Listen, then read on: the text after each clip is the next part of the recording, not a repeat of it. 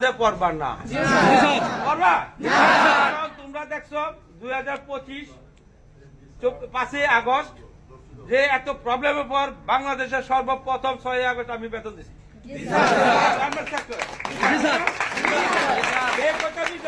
বেতন পাই নাই।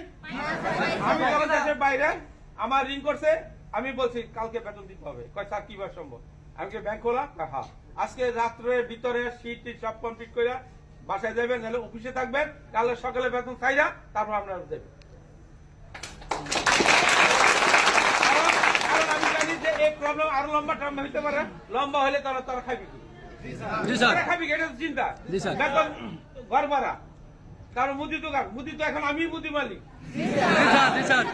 মুদি দোকানের মালিক আমি না, এটা না দিলি ঠিক আছে, কিন্তু ঘর ভাড়া তো বকা দিব, প্রথম গালি দিব আমারে, কোন শালা চাকরি করবো না।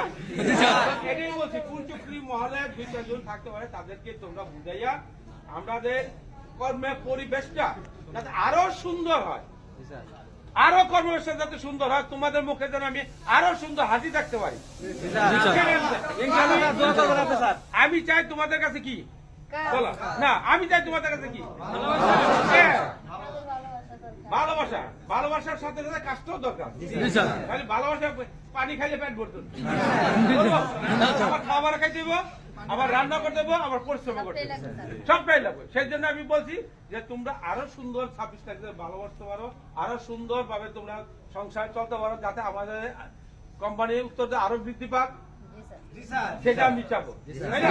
সেই জন্য তোমাদের বলছি তোমরা ধৈর্য সহনশীল ভাবে একে অপরের সাথে হাতে হাত কাঁধে কাঁধ মিলে যাতে আমরা আরো সুন্দর ভাবে করতে পারি, সেদিকে লক্ষ্য রেখেই আজকে আমি চলে গেলাম, তোমাদের উপর দিয়ে গেলাম, যাতে 26 আমরা আমাদের কোম্পানি গ্রুপের ভিতরে কিন্তু বিকন 2 নাম্বার 1 হয়েছে।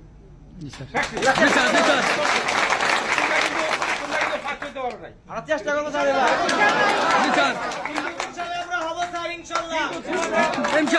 কিন্তু তোমাদের না আমার ইনভেস্টমেন্ট সবচেয়ে বেশি, গার্মেন্টস সেক্টর সবচেয়ে বেশি ইনভেস্টমেন্ট। তো যাই হোক, আজকে কাজ নিয়ে কথা বলবো না, আজকে একটাই বলবো, তোমরা সবাই সংসারে ছেলে মেয়ে মা বাবাকে নিয়ে শান্তিতে থাকো, সেটাই চাই।